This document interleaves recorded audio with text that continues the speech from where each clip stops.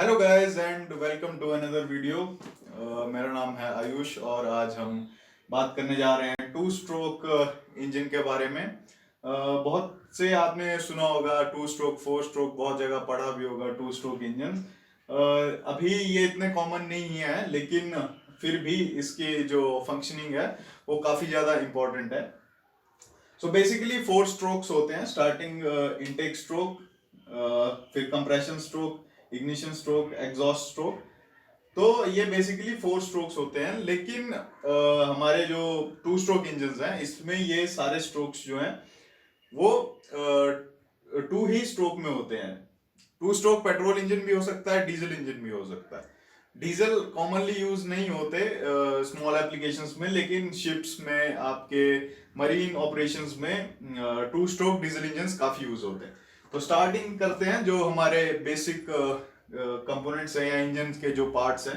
तो यहाँ से हमारा इनटेक पोर्ट आ गया, यही हमारी थ्रॉटल बॉडी या फिर आप फ्यूल इंजेक्टर। अभी नए वाले अगर कोई टू स्ट्रोक इंजन है, पुराने में कार्बोरेटर। ये हमारी ट्रांसफर पोर्ट है जो हमारा क्रैंक केस से कंप्रेशन जो हमारा कंबशन चैम्बर है वहां के लिए ट्रांसफर करता है। ये हमारा पिस्टन है, ये एग्जॉस्ट पोर्ट, ये spark plug, connecting rod, crank shaft, crank case और ये क्रैंक है हमारी। और सिमिलरली इधर भी यही सेम जो कंपोनेंट्स है वही है। तो ये हमारा जो है, ये हमारे टू स्ट्रोक इकट्ठे होते हैं, आपका इनटेक स्ट्रोक और जो हमारा कंप्रेशन स्ट्रोक है वो एक साथ होता है। फिर इग्निशन स्ट्रोक।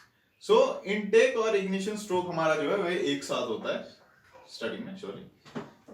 तो यहां से पिस्टन जो है वो बॉटम डेड सेंटर से टॉप डेड सेंटर जा रहा है। तो सबसे पहले हम यही समझेंगे कि स्ट्रोक होता क्या है। Stroke, what is stroke? So when piston moves from bottom dead centre to top dead centre और top dead centre to bottom dead centre, ये हमारा मान लीजिए सिलेंडर है और ये पिस्टन है। जब ये पिस्टन यहां से यहां मूव करेगा तो ये एक स्ट्रोक हुआ। तो जो हमारा टॉप डेड सेंटर है वो मैक्सिमम डिस्टेंस है जिसको एक, जहां तक हमारा पिस्टन जो है वो ट्रेवल कर सकता है, वो उससे ऊपर नहीं जाएगा। तो ये बेसिकली एक स्ट्रोक है।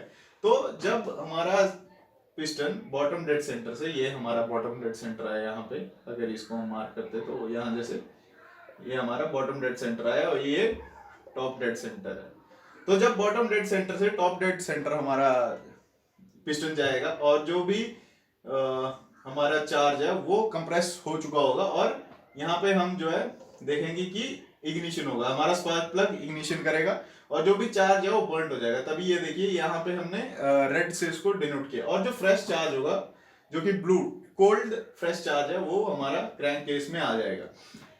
ये स्टार्टिंग में होगा। और देख सकते हैं ये जो पिस्टन है ये कुछ फ्लैट हेड का नहीं होता, इसमें थोड़ा सा उठा हुआ होता है हेड एक साइड से। सो ये थोड़ा डिफरेंस होता है टू स्ट्रोक और फोर स्ट्रोक इंजन के पिस्टन्स में अगर हम देखते हैं। तो ये ट्रांसफर पोर्ट है। ट्रांसफर पोर्ट का हमारा कोई इनिशियली काम नहीं होता जब हमारा ये इग्निशन या पावर स्ट्रोक हो रहा होता है। जब पावर स्ट्रोक हो गया, जो हमारे फर्स्ट टू स्ट्रोक थे इनटेक एंड इग्निशन स्ट्रोक, तो हमारे दो स्ट्रोक एक साथ हो गए। अब इसके बाद हमारा आया कंप्रेशन एंड एग्जॉस्ट स्ट्रोक।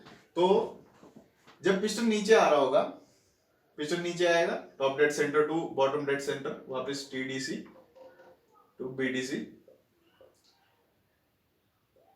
तो जो हमारा चार्ज था जो कि कंप्रेस हुआ था वो अब हमारे कंबशन चैम्बर में चला जाएगा और कंबशन चैम्बर में से एक साइड से हमारा फ्रेश चार्ज आ रहा होगा और दूसरी साइड से हमारा जो एग्जॉस्ट है वो निकल रहा होगा। अब ये चार्ज यहाँ पे होगा और वापस यही साइकिल स्टार्ट होगी। ये पिस्टन ऊपर जाएगा और इसको कंप्रेस करेगा और वहां पे हमारा पावर स्ट्रोक होगा। तो ये कंप्रेशन और एग्जॉस्ट स्ट्रोक हमारे एक साथ होते हैं।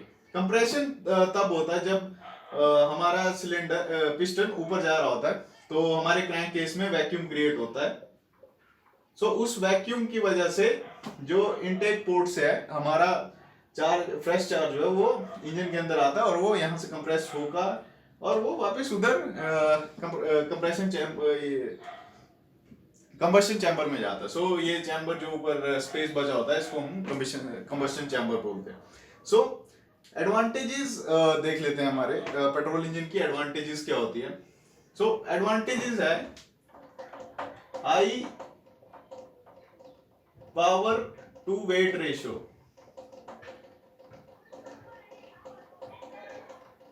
जो हमारे टू स्ट्रोक इंजन हैं वो अपने वेट के अकॉर्डिंग काफी ज्यादा पावर प्रोड्यूस करते हैं, जो कि 4 स्ट्रोक इंजन में मिसिंग होता है। और 2 स्ट्रोक इंजन जो हैं वो लाइट होते,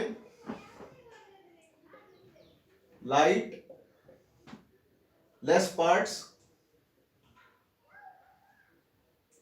इसलिए वो चीपर भी होते हैं 4 स्ट्रोक इंजन से। जैसे कि हम देख सकते हैं इसमें मिनिमम पार्ट्स हैं, आपका स्पार्क प्लग और ये सिलेंडर हेड अगर इसमें ऐड किया हो, पिस्टन, और ये बहुत कम चीजें।